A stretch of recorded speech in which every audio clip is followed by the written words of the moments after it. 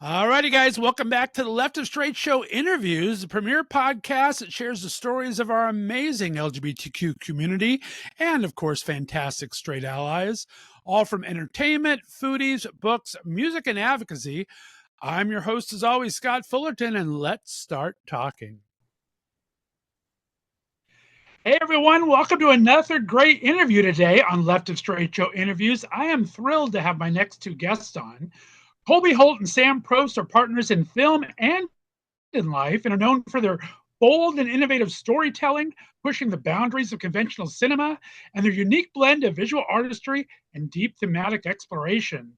Their latest film, Ganymede, is no exception, offering a fresh perspective on a well-known myth, at least to me, while addressing contemporary issues of identity, power, and love.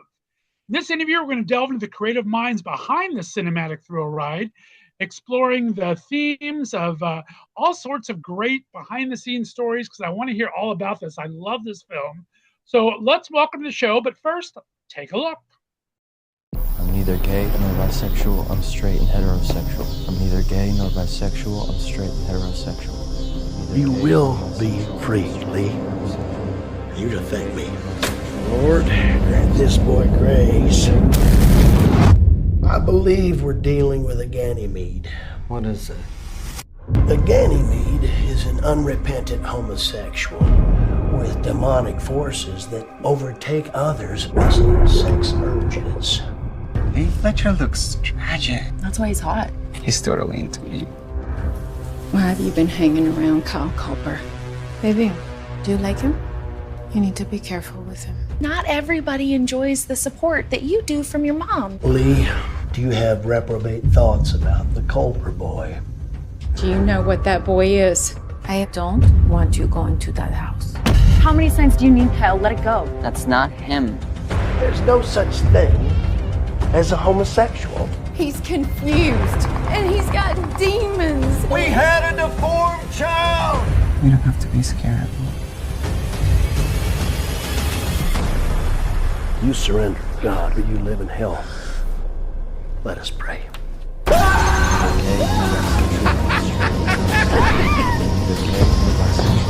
Look what you've done to this holy child! Now you go home and you think about it being in hell.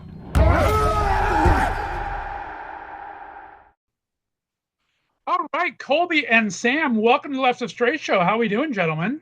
We're doing wonderful. How you doing, Scott? Today. I am so glad to be able to get to talk to you. I appreciate you. A couple of weeks ago, sent me a preview screener of the film. Absolutely loved it. Got to talk to Jordan last week when I was in Palm Springs. So now I get to talk to the man, the myth, the legend right here in front of me. I loved it. Such great story writing. And I thought you guys co-directed very well. Congratulations. Appreciate it. Thank you. And thank you for watching it. It means a lot that you even watched it. Well, it's good. And we're going to talk about the genre and themes a bit, because I'm not a huge horror fan, but I found this more suspense and things like that. And we'll talk about that in a second. But first, I always like to know a little bit, when you're first timers on the Left of Str8 Show, tell me a little bit about when you came out to yourself, and when did you first start finding your LGBTQ tribe? Was that in film school, or talk about that? Sure. Yeah, I'll go first. Sam here. Thank you for the time and that great question. It's funny. I came out later than Colby. I came out around 20 years old. Colby came out when he was 16-ish. And I was in film school at the time, and I was kind of like really much more repressed over my time when it comes to just going more inward and internal. I don't think people really knew that I was just internally just going through a very specific struggle with it. And I feel like when I came out, it was very much partially inspired by a lot of queer films I had been secretly watching on the Netflix streaming platforms at that time. And I do feel like there was a really specific way that it all impacted me watching movies like Latter Days and even movies like Black Swan that deal with internal struggle. And I think those things were really helpful tools for me to think to myself, what does it mean to be able to get out of your head and get into the truth of yourself? And so I came out to my siblings and parents first, and they were all very supportive and welcoming of my identity. And, you know, as the next year or two went on, I kind of slowly and steadily came out further to like people around me. And then I would say by the time that I was in like Chicago as an openly gay person, outside of school, I started going more to the Boys Town region, meeting gay people and having actual people who were friends and a queer tribe through that. So I was very grateful to have that here in Chicago, a very robust community. And in that community, I met Colby, and that's how we met and became partners for 10 years, and we got married about 2 years ago. So that's my journey. Congratulations. That's awesome. Colby, what about your coming out journey? Yeah, I was lucky enough to be able to come out when I was 16. I guess it was during my junior year of high school. And the first kind of like tribe that I found was actually, this was before I came out. I met some other teenagers who were gay at a theater audition, and kind of developed a friendship. And they actually lived in a town a little bit further away from my town, so I would go and visit. But there I kind of was able to be like open with them, but nobody knew who I was because they lived in a different town. And so struck up a friendship, and I felt like that was the first time I like found other gay people, which was wild. But then that kind of gave me the courage to like, say to my parents that I was gay. And, my mother is a hairdresser, and so she owned a salon for many years, and one of the other hairdressers there was gay. So from a young age, I knew it was a possibility, and I knew, that she loved James. And so it was like, she had a framework for knowing a gay person and, showing them compassion and dignity. And, so it was very, very lucky. And the same with my father. Oh, that's great. I love hearing that. Well, let's jump into the movie. I got to say, when I saw the title, I am a huge mythology nerd. And so Ganymede, I know, is kind of Zeus's boy toy and the most beautiful boy in the world. So it's like, okay, I got to see this no matter what it's about. So I'm excited there. But then we really go in, we take that myth and kind of turn it on its ear to this film. And I love the story that you created for this. Tell me about the inspiration, Colby. You were the head writer, I guess, on this. Talk about how this story inspired you into this film. Yeah, well, in reference to Ganymede and the mythology of it, I was unaware of the mythology until I came across the term when I was researching a project about 16 and 1700s Molly houses in London, which they called a gay bar. Basically, they wouldn't have said gay then, but the equivalent of a gay bar. And they were using it as gay slang to refer to like a kind of young, effeminate, foppish, attractive young man who was like enticing to others. And so that was the first definition that like I had heard of it. And I was like, what if this was turned into a slightly religious thing? And I started to think, okay, well, if it was religious, how would it have come into any kind of Christian context? And I thought, well, there were Hellenites who were Greek Christians, Hellenic Christians. And I was like, maybe the myth would have persisted and they would have twisted it throughout the years. And that's how it finds its way to Pastor Royer. And he spins his tale of, what a Ganymede is. And, obviously it's backwards.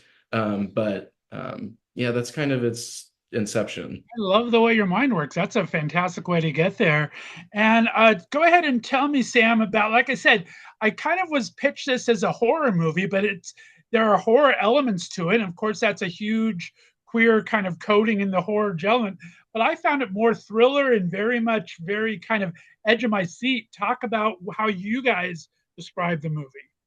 Yeah, I think it's absolutely fair to analyze it as such. And I think that it can be interpreted in many ways based off of what the experience is for the person watching it. I think for myself, the horrors for myself, I think that I put from my own personal experience were the horrors of oppression that I had as a kid. I didn't have the household that Little Lee has. In fact, I would say my parents were much more supportive, like Kyle's parents are, than Lee's. But I remember the society I was in was very homophobic at the time. I remember the internal struggle I had was very much cerebral. And so I think the horror that I personally was trying to implement in style and that Colby was implementing in the writing was often tied to what is the pain and trauma and horror of being told that, you're demonic in some way for being gay, and then what is the world that you create for yourself that is horrific because of that, you know? Because I think that whatever I created for myself as horrific about being gay personally ended up being scarier than the reality of actually coming out.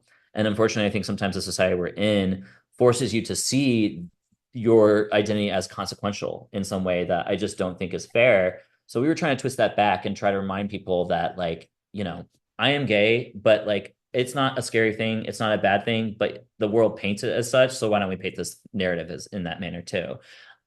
So, you know, I think it's different from what a lot of the space does. And I think that's totally fine and good that some people love it, some people hate it, some people see it this way or that way. It's just the truth for what it was us in our experience, really, you know? Yeah, and I also like to refer to it as a Southern Gothic as well. You know, Yeah. I think we wanted to take that framework and build the story around it. You know, it's a literary tradition that was popular in the middle of the last century, another time of great social change and upheaval.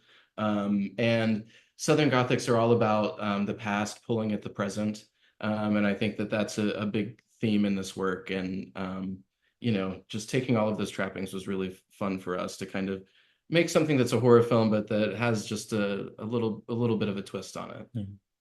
Well said. And talk about the themes. I mean, unfortunately, it's as true today as it was back then, right? We've kind of done this whole pendulum switch. I remember when I started my show 9 years ago, it was a week after marriage equality became law of the land, and everyone was, yay, go team.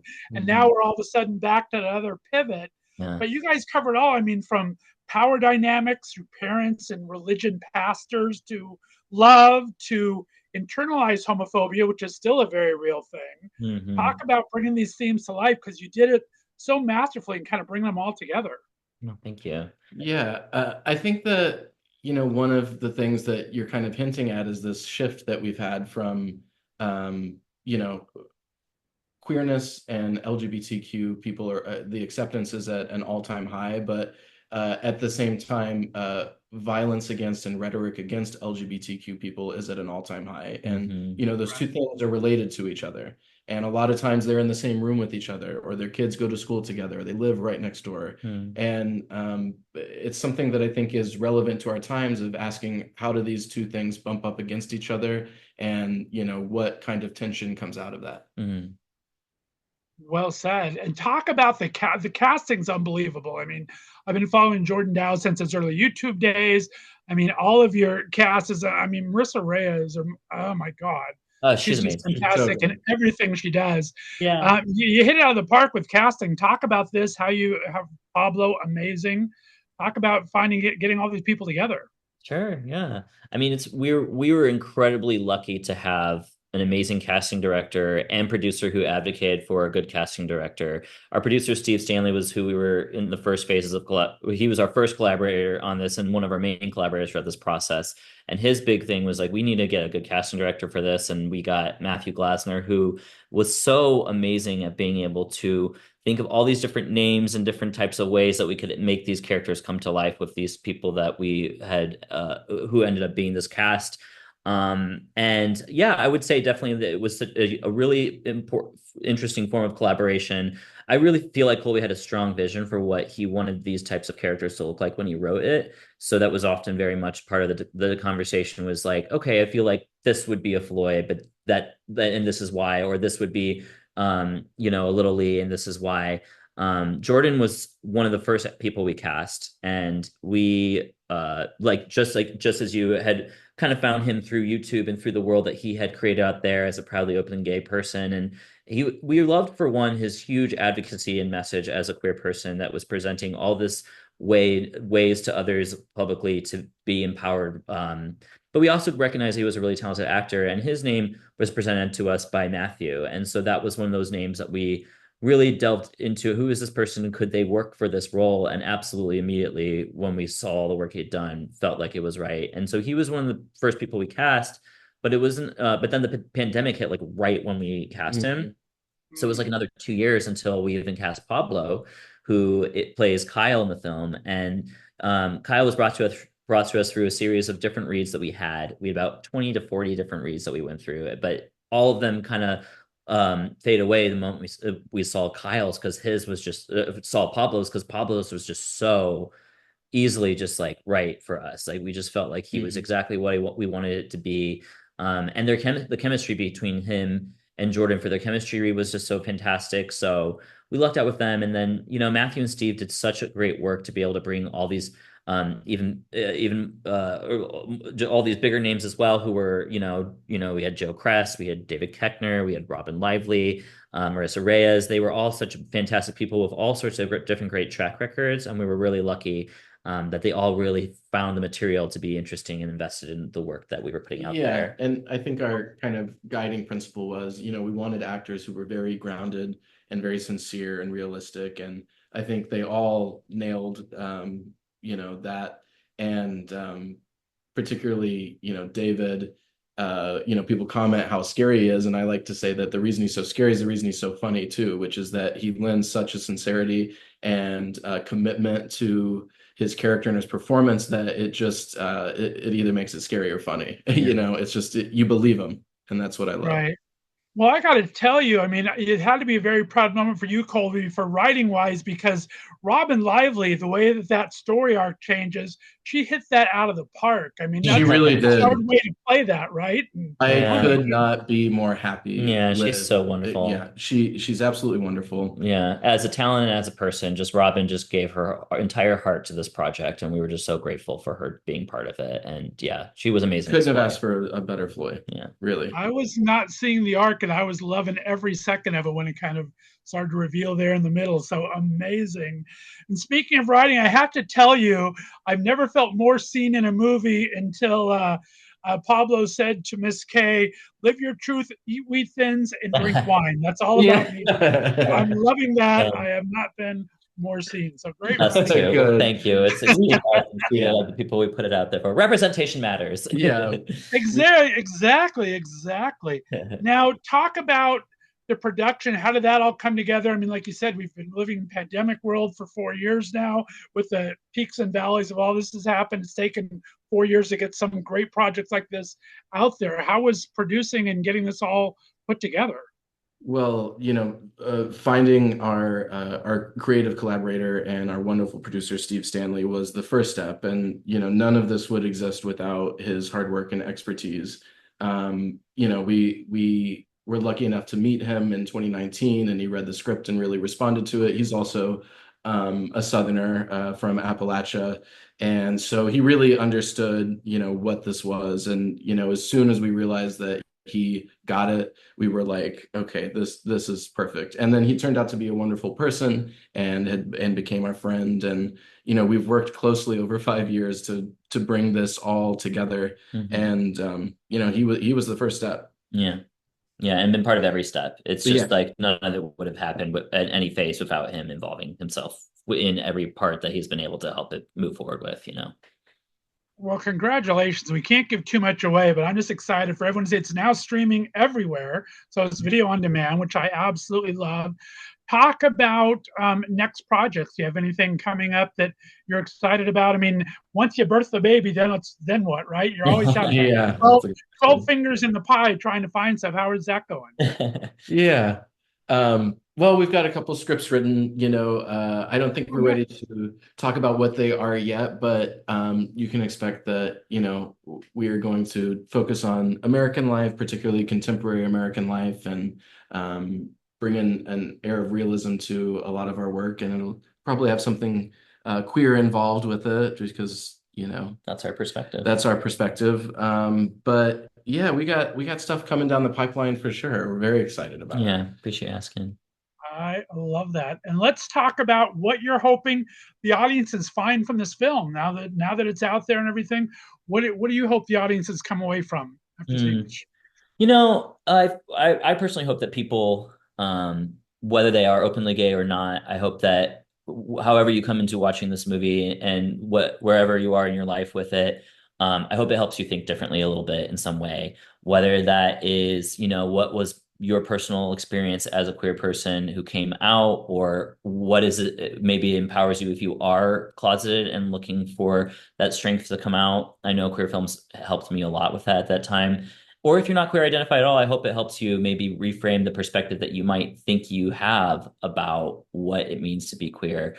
I think often what happens, a lot of people will be like, well, we've moved past any sort of trial tribulation with queer identity. But I think this is a reminder that there are sectors of the world, sectors of this country that, and maybe next door sometimes, where this stuff is happening, and that you have to look out. Maybe if it's not this full extremity, that there's still some form of repression that is happening and a force of repression that is happening. So we hope that people maybe think a little differently based off of whatever character or part of the story they identify with. That's me personally, at least. Yeah, I mean, as a community, we have to maintain vigilance and we have to look out for each other and try and create space for each other. And so I hope that this film aids in that. I hope that, as Sam was saying, whoever you are, whatever perspective you may have, we hope that you can use this film as a lens to look at LGBTQ issues and hopefully come away from it changed for the better. Well said. And like you said, it is for everyone. It's not just for our LGBTQ community. It's for our straight allies, and especially those that really don't know how to deal with people coming out. It gives a great, fresh perspective. So congratulations, guys. I appreciate Colby, Holt, Sam, Probst. Thanks for coming on Left of Str8 Show. Thank you so much. I appreciate you so much. And all these fantastic questions, we really enjoyed answering. So thank you. And they can find the film under Ganymede _ Ganymede dot or dash at Ganymede_movie on Instagram, social, and you'll be able to keep up with anything that the film's up to. Yeah, and if you're looking for on VOD, Ganymede shows up pretty quickly on any platform you're looking for. So hope you enjoy it if you watch it. I love it. Stay on the line, guys. Guys, we're going to have a special 5 questions with Sam and Colby, so be sure to look for that next week. We will see you next time right here on Left of Str8 Show Interviews. Thanks for listening to the Left of Str8 Show. Be sure to subscribe on your favorite podcast distributor, and please give us a 5-star rating so more listeners can find us. You can follow us on social media, and be sure to check out our website for contests and other news and information. See you next week.